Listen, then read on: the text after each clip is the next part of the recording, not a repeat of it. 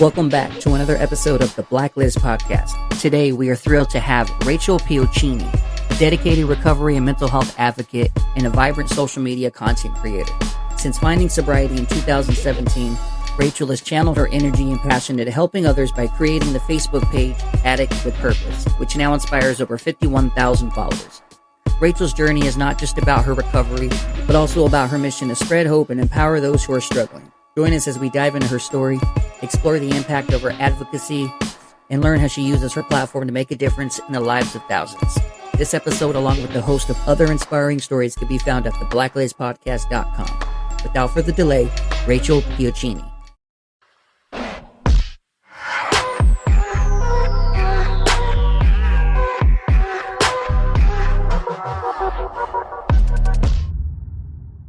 Ladies and gentlemen, joining us all the way from Tennessee, what is going on, Rachael Pioltini? Yes! Hi, you guys. You got to get your hand up when you say it. You got to get your here we go. You know, us New Yorkers, right? I love that you guys are from New York. Yeah, she's from New York. Yeah, last year. So now I'm from Tennessee. Yeah. I had to say that because I knew you were in Tennessee, but then for some reason when I was reading the intro, it crossed my mind. I'm like, wait, is she from Tennessee? I forgot. Yeah, I'm here in Tennessee. You're in Tennessee. Yeah.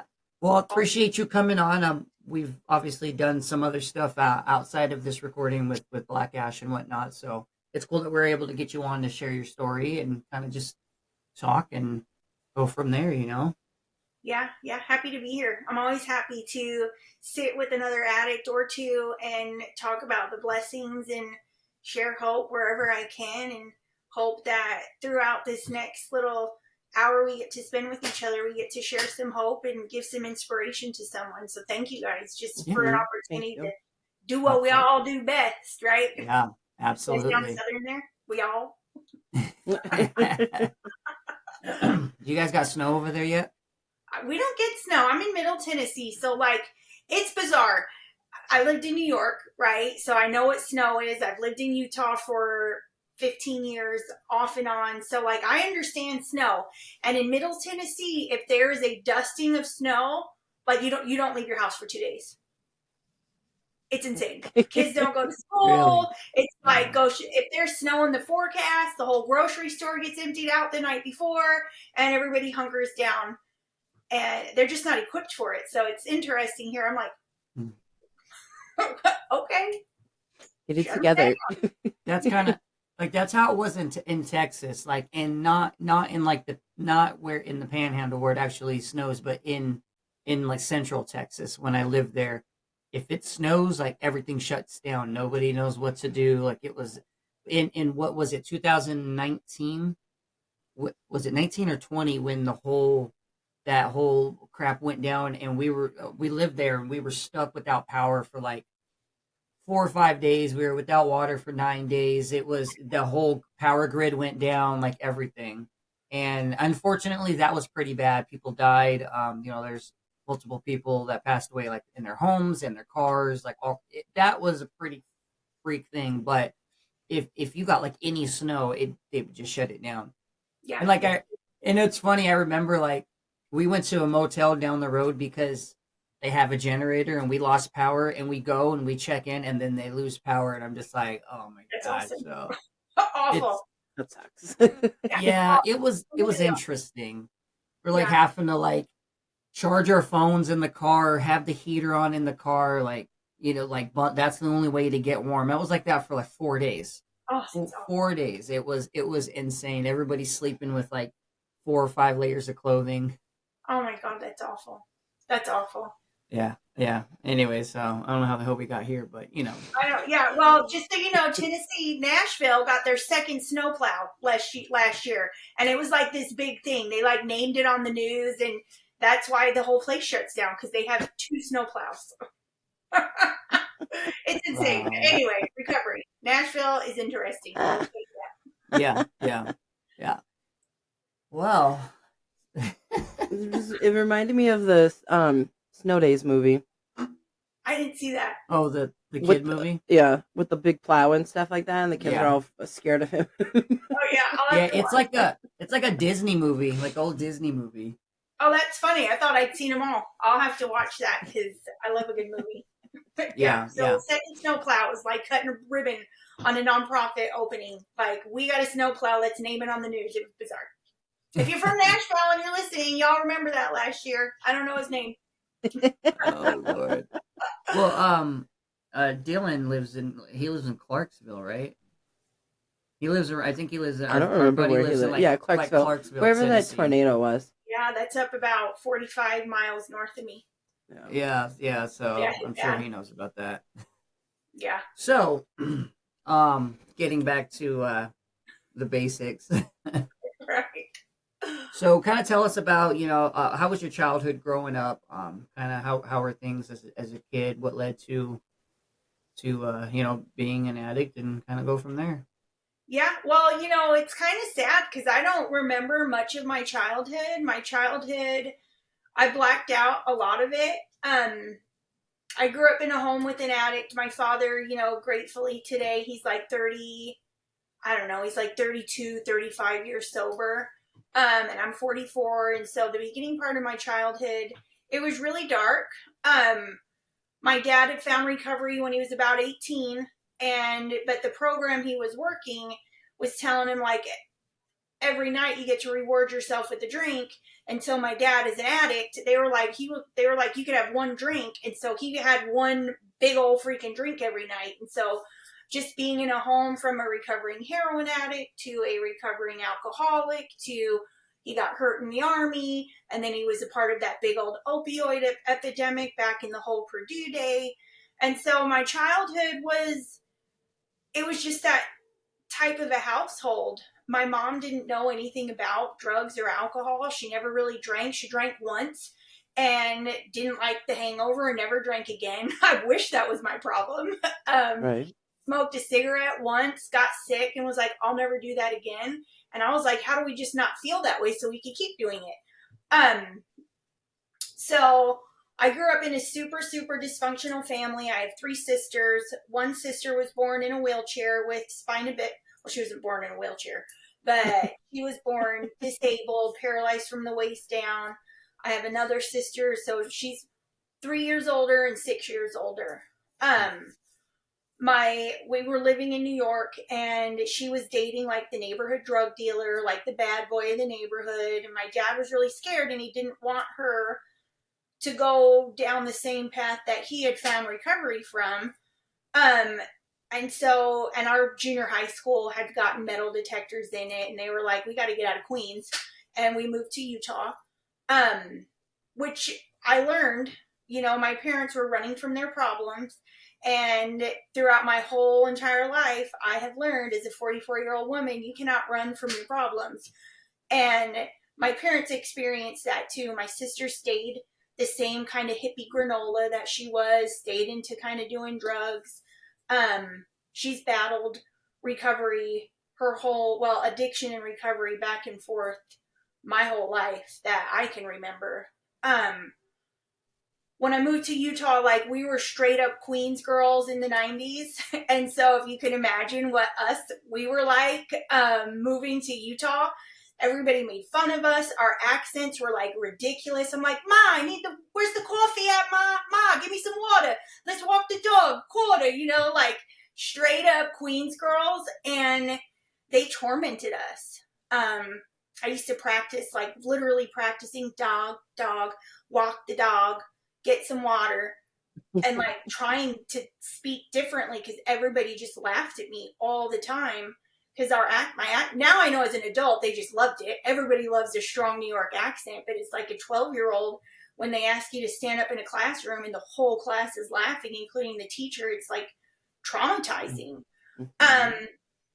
So I found a group of friends who were misfits like me, all of them from other states in Utah, and they were troublemakers. I mean, these kids were like kids learning about gangs and what gang they were going to be, and we were all just misfits trying to find a place that we fit in. And I started drinking and doing drugs. By 15, I was a child runaway.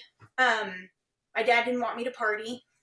I know now as an adult why he didn't want me going to parties where older men were drinking and doing drugs. But as a 15-year-old know-it-all, it was like, that is the place where I'm supposed to be. Don't get in my way. We're just having fun. And so I ran away, and during that first runaway, where I experienced what my dad was trying to protect me from my whole life. And I got raped by a bunch of men. I mean, men to me at that point, they were probably like in their mid-20s, but I was 15.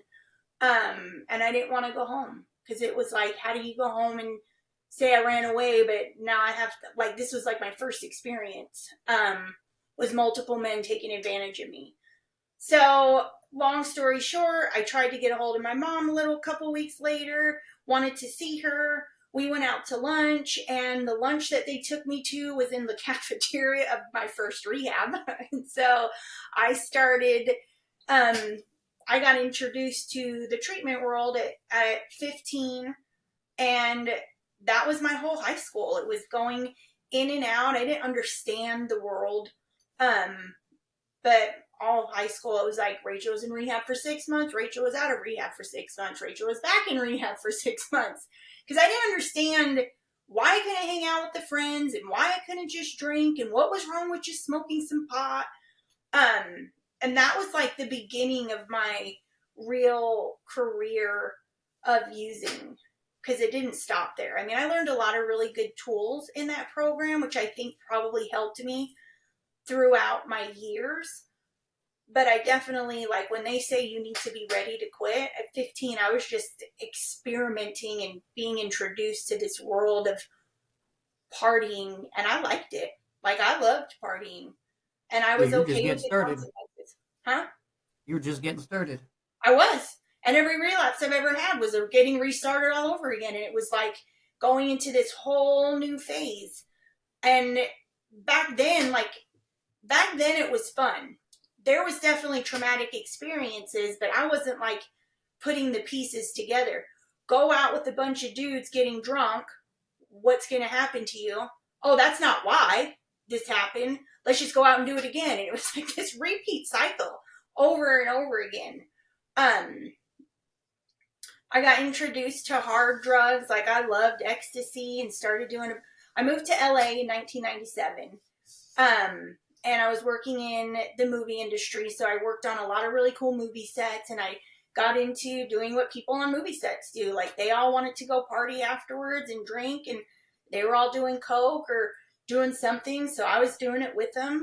And it was just this ugly cycle over and over again. And like, but in my 20s, what were you doing? What was I doing? Shit. Sorry, hit Yes. the damn microphone. What were you doing working, like, if you don't mind me asking? Oh yeah, I did craft services, so it was really cool. My dad had he had like a food truck, and so on set, like, anytime anybody wanted a snack or water or anything like that was my job. We had a cappuccino machine. I was bringing like lattes to everybody, making people sandwiches, like, okay, putting like big spreads out of the snacks that everybody ate all day. It was a cool job. Like, I worked on some really cool films. Who would you say that was the biggest celebrity you ever seen on the movie set? Oh my gosh, I met so many. Nicolas Cage, Leonardo DiCaprio, Tom Hanks. There you go. Jack Nicholson. Oh, Pamela Anderson. I worked on a lot of really cool shows back from like 1997 to 2023-ish.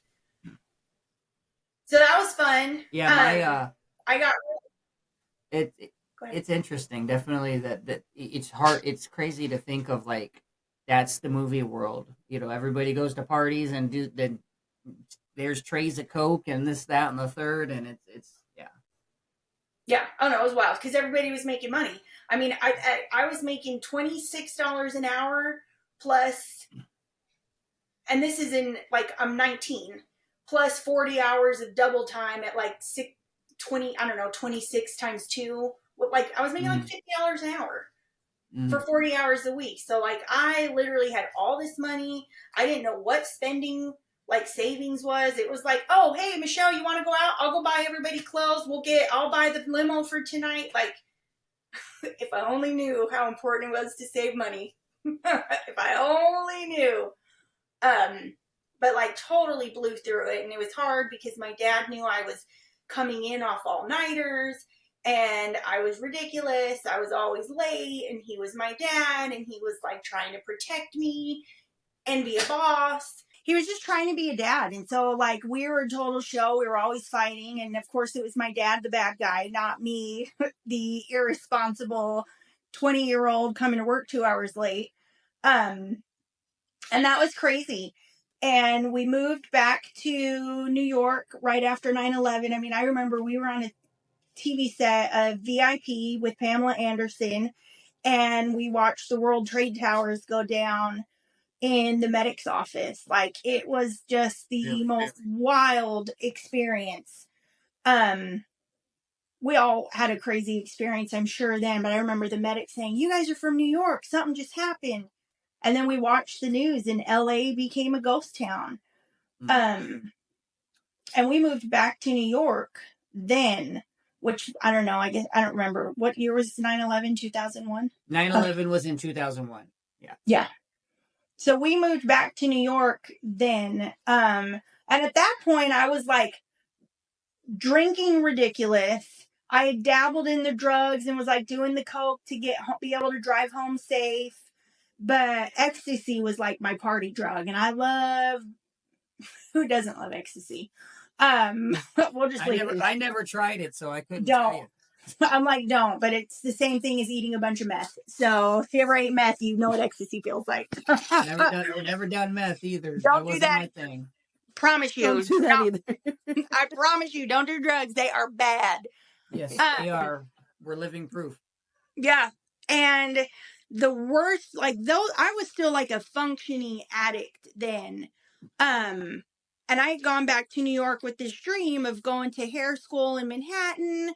And then I was going to go back because I didn't like doing the food stuff. Like I had to also empty garbages, and that was like hard on my ego. I don't know why. Like $50 an hour to empty garbages. Who cares? But I did. Yeah. But I just wanted something better.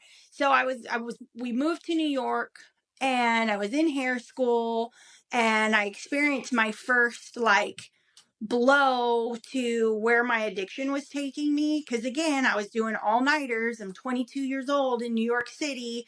Clubs don't close till 4 a.m. And I'm trying to go to hair school and be there at 9 when I got home at 6. So I was like late to my hair final. They were sick of me at school. They were sick of me always showing up late. They were sick of me just being a young teenager who wasn't not teenager, but young adult, not serious about my career. I went to Aveda in Soho and going to take my like final, my hair cutting final, whatever it was, and I was late, and so they kicked me out of school and they didn't let me graduate. And I was like, you guys are awful. Let me graduate my class. I'm here now. And they were like, you should have been here. And that was the first time I had to realize, like, I didn't realize it then, but I was just like, you guys are stupid. No accountability. It was everybody else's fault. F them. And that was my first, again, I'm saying this over and over again, sorry, time of like really seeing that my addiction was in control of my life. With that, I started using a lot more heavy drugs. I went into like club promoting, and my life then just revolved around doing coke. I got my first round of homelessness about a year after that, and being in New York City as like a backpack kid, it was wild. A lot of that part of my life is a blur because I was a definite like hanging with the Guido's club kid, doing a bunch of K and doing coke and in all these clubs. And my first time in recovery was in this phase. I got really sick and tired of like, I was having a really bad trip. My heart was coming out of my chest. Like, I just wanted to die from the bad Coke. And I called my friend. We were in one of those Italian neighborhoods in Brooklyn. I can't even remember, the one that starts with the B. My brain's foggy. And I remember calling my friend, telling her she had just moved. My best friend, still to this day, she had just moved to Connecticut. And I was like, can you please come and pick me up? It's pouring rain. I've been up for days. Like, I want to get sober. And she came and picked me up, and it was really cool. I was really excited. Like, she was giving me a place to stay. She was just recently married, and we were like rebonding because I had met her in California. And like 3 days into that, I had a little baggie of Coke in my bra, and I was like, I better get rid of this because I'm gonna get sober. I must have been like 23 at that, or 24. So I told her I had the drugs on me, and I'm like, here, I want to throw this out. Sorry I brought it into your house. And she was so hurt. She was so hurt that I would have brought those drugs into her house. And to me, I was like, dude, this is like, it's like 2 little baby bumps. But she kicked me out and was like, you need to go. Like, I tried to help you. You brought drugs into my home. How dare you? And that was my second, realization at the time. And again, no accountability, but I was like, man, what's wrong with everybody? Like, all I'm doing is partying. Why do I have to be homeless again? And I was back into being homeless, which was where I met my kid's dad. I had met him before, but I asked him to meet me at meet me at a bus stop in the Bronx, or the train stop, and can I come and stay with you? And that was super toxic, but we got married. I think in 2005, and I was pregnant in 2006. And that was my first real round of like, I need to do something better with myself. I'm going to get sober because now I'm pregnant. And I got really lucky that for whatever reason, God was like, blessed me. I don't want to say something that's offensive because I think everybody has their journey, but I was really fortunate that for whatever reason, I wanted to stop using because I wanted to have a healthy baby. And I'm not judging anybody who uses while you're pregnant. Like, I love everybody and I love you all. I always feel like some people might think I'm judgy there. And I just got lucky. Your story. Yeah. I just got lucky. And so I had 2 babies back to back, like, one baby's out and 6 months old, and I'm pregnant again. And I was like, okay, God, I hear you, bro. We're just going to stay pregnant. We're going to keep breastfeeding, and I'm going to stay sober. And I quit drinking. I had to. And I breastfed each of my kids, I think, until they were 2, whatever like the highest age was. I think it's 18 months or 2 years old, because I knew that was going to keep me sober. And here's my first experience in life of, if you want to stay sober, you have to do it for yourself, and you need to work some kind of program. Because once me and nursing was done, I was just back to my old tricks again. I was drinking heavily. I was back doing meth. I was back doing coke. I was really like, just the cycle kept repeating itself. I'd moved to Brazil to try to run away from my addiction. So I lived in Brazil for 4 years because that's where my kid's dad is from. And believe it or not, you can find coke in Brazil too. You don't even have you don't have to speak the language. Get drunk enough and you can get whatever you want. Which was crazy because I was not planning to do that in Brazil. And it just, like, as an adult and someone in recovery, as I look back on my story, it's like, man, for me, alcohol is the worst of all. Like, give me a little bit of alcohol and I am on a straight mission to find whatever drug is out there because I love them all. And I just kept running. I just continued like to run away from my addiction. And so I tried to run away and get sober in Brazil, and that didn't work. And then we moved back to the United States, and we moved back to Utah because I didn't want to go to New York because my life became so unmanageable in New York. I figured if we were in Utah, I would be better. And lo and behold, I went out to a bar and got really drunk one night and found my teenage friends, and they were all like drug dealers and pimps. Like, the ones who were learning to be gangsters were now like 25 years into their professional career of gangsters and pimps. And it was like, there we go again. left my family, deserted my marriage. I didn't have a good marriage, but being back on drugs really made it easy for me to end a really shitty marriage, because it was like back on the shit, and it was like being high again for the first time, but I was again homeless in 6 months. So that's like my story as far as like the hard part. Like it was just always the same circle. Yeah, it was just a constant vicious cycle that's always that way.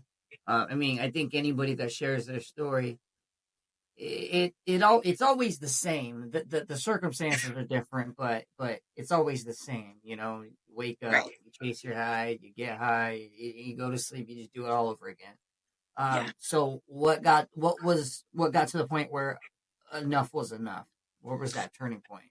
So like I'm sure most people who have their stories have like multiple rock bottoms, like the rapes, the getting beat up, the going to jail. Like those were never the rock bottom of all rock bottoms. I had always had really good intentions, right, of being a good mother to my kid. Like I got sober and kicked a meth habit. Literally the second I heard I was pregnant, I stopped using. But I didn't realize I was hurting my children. Like I wanted to be the good mom. And when I'm on drugs, like I go on these crazy benders and I disappear for weeks at a time. And I figure as long as my kids don't see me getting high, then they don't know, then I can't hurt them, right? Like out of sight, out of mind, which is so far from the truth. But I thought it's just your warped thinking. And so it was the summer of 2017. It was a really, really hard summer. And I remember like everything that could go wrong was going wrong. Like if it could go wrong, it was going wrong. So I wanted to go see my mom. I mean, me and my girlfriends would drive around in the car and we would cry as we're like lighting our tinfoil up and getting high, crying, saying, why we should be with our children, but we're here doing this. So I get to my mom's house. It was just to get to my mom's house with my suitcases. It was stupid. Just was dumb. I tell my mom, I'm like, in my head, I'm getting sober this weekend. Like I'm coming here to be with my kids. My other girlfriend went home to be with her kids. And I tell my mom, she's super, super religious, very, very Christian, like doesn't curse, goes to church all the time. And I'm like, listen, Mom, the cops are probably going to come to your house. I definitely have warrants. Warrant squad's probably going to come. It's a weekend. I don't know why I thought this. I just did. I'm like, so if the cops come, I just got out of jail like 2 weeks ago. Please don't answer the door. Just like, I'm going to get better.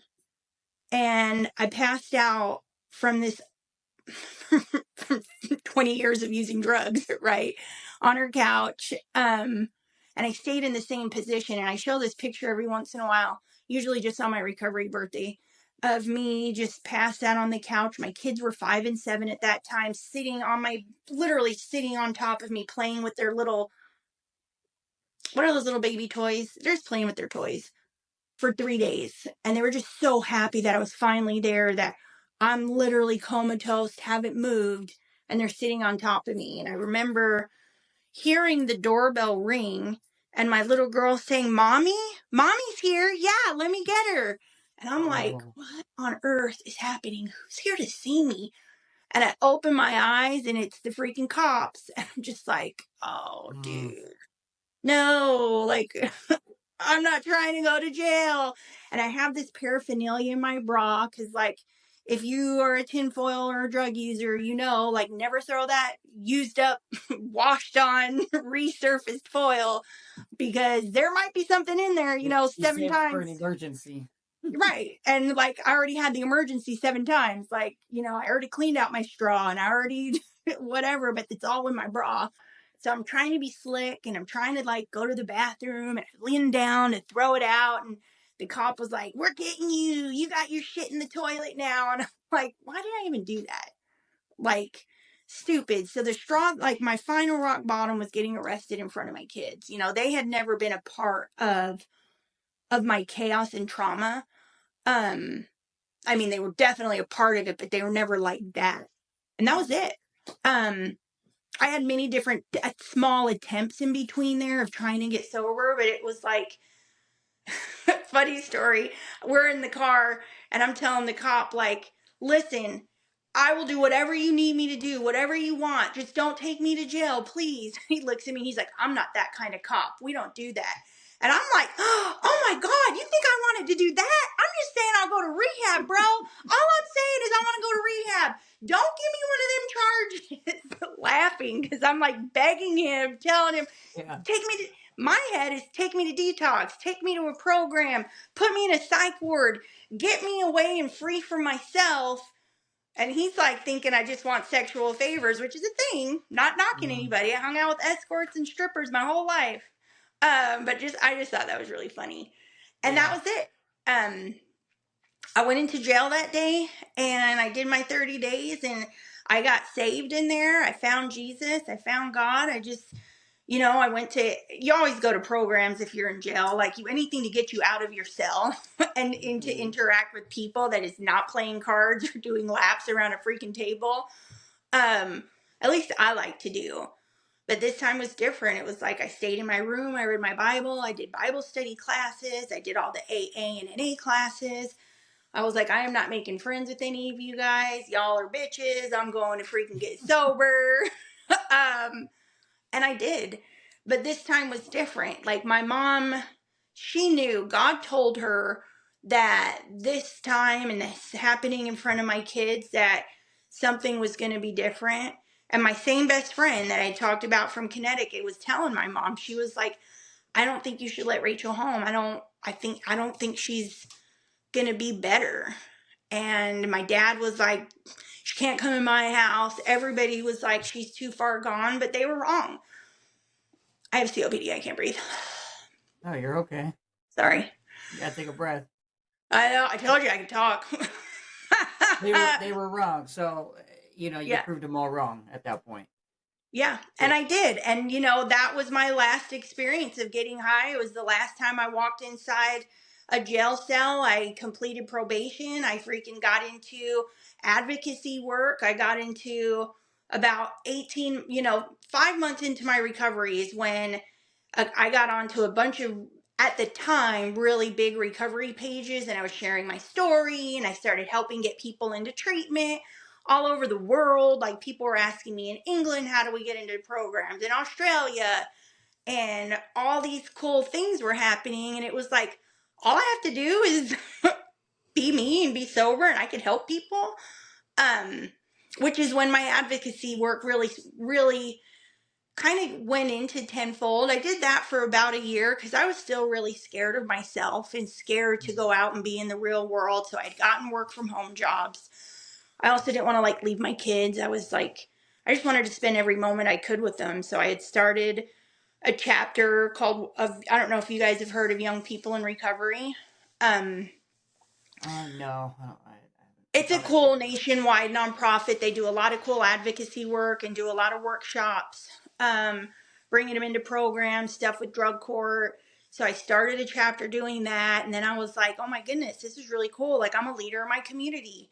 Then I got involved with another group. And then I started my own nonprofit. And we were doing syringe exchange and doing harm reduction and boots on the ground, feeding the homeless. And it got to a point where I was getting 20 to 50 people in my local community into detox, into sober living a week. And that's how advocacy started. I lost my job. It was my dream job in January, I think, of 2022. And I went into this crazy depression. My job defined me. And when I lost the job, it was for a budget cut. And it was crazy. It was crazy. And that's how I moved. This crazy depression where the world, my brain, my mind was telling me nobody likes you. You're a loser. You're never going to amount to anything. Meanwhile, I've done so many wonderful things, but the depression really got me. And I was like, well, I always told myself if I ever had X amount of money that I was going to pick up my kids and move. And I was like, okay, I think this is it.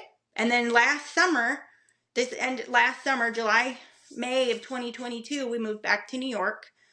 Then my parents came to Tennessee and for my mom's birthday, and they bought a house, and they were like, well, we're going to Tennessee. Do you want to come? And I'm like, I don't know. Let me pray about it. Okay. Yeah, let's go.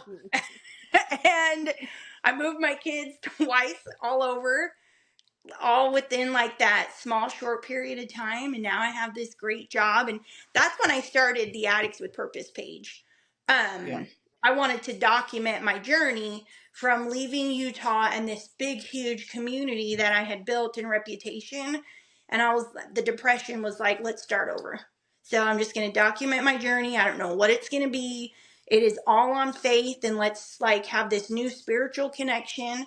Like really, really have faith in God that He will take me where I need to go with no job, getting out of the freaking human social services industry. Don't ever want to help anybody ever again because of my depression. And then I moved to Tennessee, and the job I have now fell in my lap, like literally fell in my lap. And I'm like, okay, well, I hear What do you do you. now? I'm a peer. I just do I do peer support for people with serious mental illness and substance use, and so it's just That's something I want to work towards. I looked it up the other day for New York, so I really want to look towards that. yeah, well, it's easy. Every state you have to do, I'm sure it's the same. You have to do a 40-hour class, and you have to have some length of sobriety. In Tennessee, you have to be 2 years, but they accept all pathways to recovery. I think it depends. I don't know what New York is. They may want you to be abstinent. I don't know. Yeah, well, But you gotta get with the program. It's 2020, almost 2024. Not everybody's abstinent. Right. Well, and that's why I loved about Tennessee. Like Tennessee was like, we don't care what it is. If you're on MAD, if you drink, if you whatever, like as long as you're in recovery, if you own that, like you can have a peer support, but you gotta have 2 years, whatever that looks like. That makes sense. Which I agree. But if someone wouldn't have given me that chance when I had 5 months, to be on these platforms and like to share my story and do stuff, I never would be here today. I really truly believe that. Like, and so I almost disagree with the 2 years, but I see so many people relapsing all the time. I get it. But if somebody hadn't given me a chance that early in my recovery, like I don't know if I would be here today. Yeah, it's a hit or miss when it comes to that, because it's almost like, you don't want to start too early in your recovery because you're not grounded yet. And if you do that, if you get involved in service work when you're too early in your recovery and you're not disciplined in your own recovery, it can cause you to backpedal. But as long as as long as you feel that you're able to put in that work without having to feel like you're putting your own sobriety in jeopardy, then that's amazing. Well, I think people get to the part, like I'd had multiple attempts of trying. Like I would get 2 months here and I'd have 5 months, and maybe I was sober, but I was drinking. So, I mean, I wasn't technically sober. I just wasn't on the hard stuff, but then I'd eventually get to the hard stuff. So I had pedaled back and forth. So like finally I knew I was done.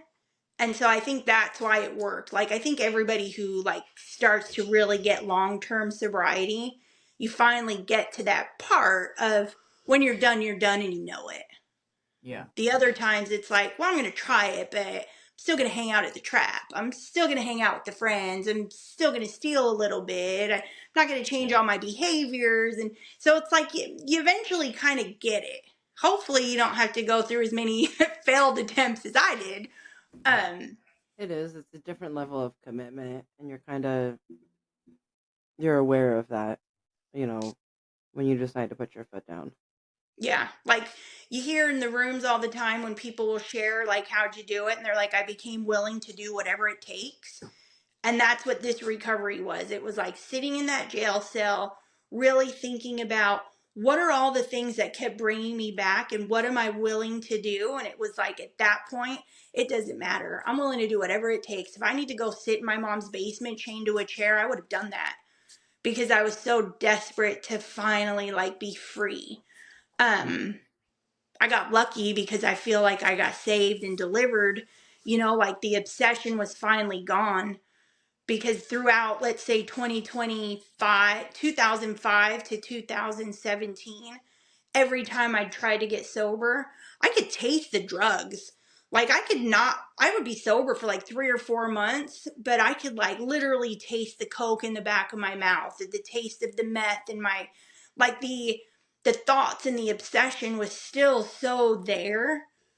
And so this last round, like when I say I'm delivered, like, I mean, I have a couple, maybe 7 times in the last 6.5 years, I've been like, man, getting high would be fun. But that's like stinking I mean, thinking. that's natural though. I mean, that's just us being a human being. Yeah. I'm sorry, but there's nobody that gets sober and then just can sit there and say that they've never ever thought like, yeah, you know what? It'd be nice to, snort this 30 real quick. I mean, Mm-hmm. it's being honest with yourself, and that's just what it is. Like, people think when you get sober and then you become a content creator, and you're out here doing this podcast, what you're doing, all this other shit, and then they think that you're perfect and you're God and that you're not supposed to have any issues. And I'm like, listen, bro, at the end of the day, we're humans just like you. Yeah. But Yeah. like, admitting to yourself, like, yeah, okay, yeah, I have. There's been some times where I have thought, hey, you know what? I kind of missed that. But Yeah. then you think of the consequences, and you're like, yeah, never mind. That Yeah. makes Yeah. sense. Yeah. Like I wish I could go out and be that chick that could go have 2 beers or 2 glasses of wine at some beach party or whatever. But I just don't. I got things I need to do in life, and I don't do 2 beers. I do two Yeah, beers to start. I want two in my hand. Let's get rid of them. And so, and I understand that today. I didn't understand that for a long time. yeah, You know. um, yeah. Do you sell merch or anything on your page? No, no. Like I've been trying to decide if I wanted to do that, and I got to work on a logo, and then I think I will maybe not sell merch, but just have some for Mhm. people. I don't know. Like Yeah, I'm so busy with like being a mom and yeah, not being a workaholic, which I've never yeah. done before. Like I'm learning I can shut the phone off when I get home at 5 and like actually Mhm. be with my kids, cuz usually me and work, what's the difference between Rachel the addict and Rachel the workaholic? We're both still not home, we're both still not present, we're both Mhm. still unavailable. Um so I'm learning that with this job to like really try to hone down. But now they're teenagers and they're like, shut the door, leave me alone. I'm going to my boyfriend's. I'm like, wait, but love me. I'm still here. Oh Lord. Yeah, Yeah. they grow up so quick too. My oldest is 13, and I'm just like, dude, what the heck? Like, Oh, it uh, goes so fast. Once 13 comes and they're getting licenses, my other one just got past the road test. The other one just got a license. They're both like working now. Well, one's working, the other one's filling out applications. I'm like, what just happened? Like, you guys were 7. I swear, like, not that long ago. yeah, yeah. Yeah. And it's Um, beautiful. for the people that don't know, where can they follow you on social media? Where can they follow your page at? Yeah, so my page is called Addict with Purpose, and I use Facebook the most. I have an Instagram, but I don't go on there. I have a TikTok, but I can't. I don't know how to use that crap. So just Facebook is where you can find me. I'm always on there. Well, not always. I schedule my posts, so don't like message me during the work hours, but you can always message me, and I try to. You know how those things go. I'm sure your guys' page blows up. Uh, more recently, it's like, and there's times I don't even know I'll have a message on there. Like, I won't know, and be like 2 weeks gone by. I'm like, oh crap, I, Yeah. sorry. Well, and you'll check it daily. Like I check my Yeah, messages daily, but those messages, they do not pop up all the time. yeah, exactly. So that's Yeah. why I told Yeah. her, I'm like, yeah, you need to start going through some of these messages. No, dude, they don't. They literally magically appear out of nowhere. You're like, how did that come 2 weeks ago? I check this every freaking Yeah, 4 hours. Mm-hmm. yeah. Yeah, well, we'll put the link in the description. But yeah, we appreciate you coming on. We appreciate you taking the time to Just share a little bit about your story and where you've been, but also your comeback and where you're headed and whatnot. I think it's awesome. And that's why we Yeah. do this. Everybody has a story. It doesn't matter how big or how small. Everybody's got a comeback at the end of the day. And that's what we focus on. We focus Yeah. on the all right, the come up. And we hit rock bottom, but here we go. Yeah. We're on a ride again, Yeah, it's beautiful. Like, it's beautiful to see so many people just being happy and experiencing life and enjoying it and having bad times too. Like, I appreciate my bad days too, because my bad days now are better than, that cliche line, my worst days sober are still better than my best days high. And that's the truth. Yeah. Even though it is cliche, it is true. Yeah. Yeah. Yeah. Yeah. Well, we So thank you. appreciate you. Yeah, no, definitely. Everybody that's watching, listening, go follow Addict with Purpose. Go give her a follow, a share, a like. Doing some good things over there. And before we wrap up, you got anything you want to say? You got anything else? I think a notebook, if you were gonna do anything merch wise, Yeah. I think a notebook would go perfectly with your name. Yeah. Yeah, Yeah. that's true. Like a journaling almost. Yeah. Yeah. Like a journaling Yeah. book. Good idea. I like that. Yeah. Because everybody needs, even I need a notebook. I have like 50, but I need to write in them. Yeah. And I think, that would be nice. That's something that people can carry around as opposed to like a bracelet or a sweater, Yeah. Yeah. Thank you. I like that idea. I'm going to send you one when I get them, girl. Okay, good. There you go. She gets the royalties, okay? You'll get one too. Don't worry. There'll be 2 in the package. All right. Thank you. All right, everybody. Go follow Rachael. Go show her some love. We are going to wrap up today. That wraps up another episode of the Blacklist Podcast. Hopefully today's conversation left you feeling inspired and uplifted. And remember, each one of us has the power to spread hope and positivity in our own unique way. If you've enjoyed today's episode and would like to be part of the journey, here's how you can help. Make sure to follow or subscribe on your favorite platform. Like and comment. Don't hesitate to do any of those things. Every interaction means the world, and it helps trigger the algorithm. And share with your friends or family. You never know when somebody needs a little bit of positivity. And remember, no matter what life throws your way, there's always a reason to hold on to hope. Until next time, signing off.